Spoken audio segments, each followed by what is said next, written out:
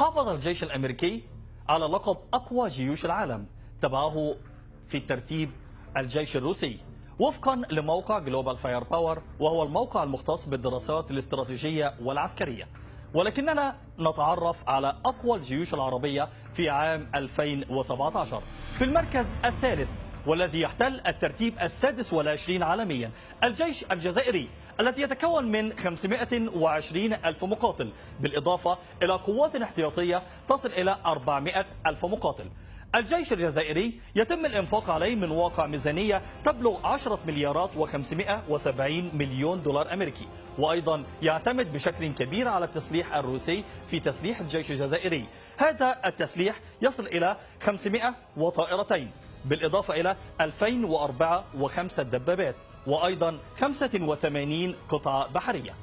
المركز الثاني عربيا والمركز الرابع والعشرين عالميا الجيش السعودي، الذي يتكون من 235 مقاتل أو 1000 مقاتل، ويتم الإنفاق عليه من واقع ميزانية تبلغ 56 مليارا و730 مليون دولار أمريكي.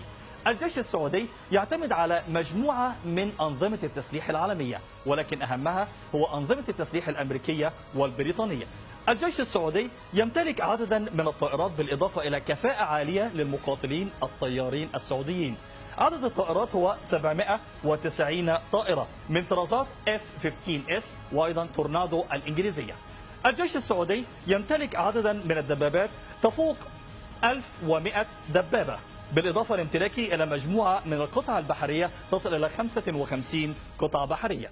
دعونا نتعرف على أقوى جيش عربي، والذي حل في الترتيب الثاني عشر عالميا، متفوقا على إسرائيل التي احتلت المركز الخامس عشر، وأيضا إيران التي احتلت المركز العشرين.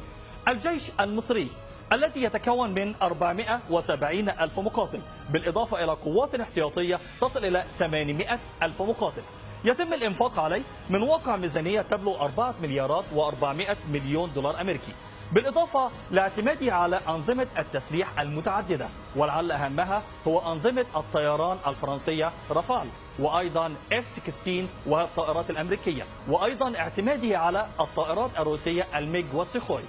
الجيش المصري يمتلك 1132 طائرة، بالإضافة لامتلاكه إلى 4110 دبابة، بالإضافة لامتلاكه إلى 319 قطعة بحرية، لعل أهمها هو حاملتي الجنود والطائرات أو المروحيات جمال عبد الناصر وأنور السادات، وهما من طراز مسترال الفرنسي.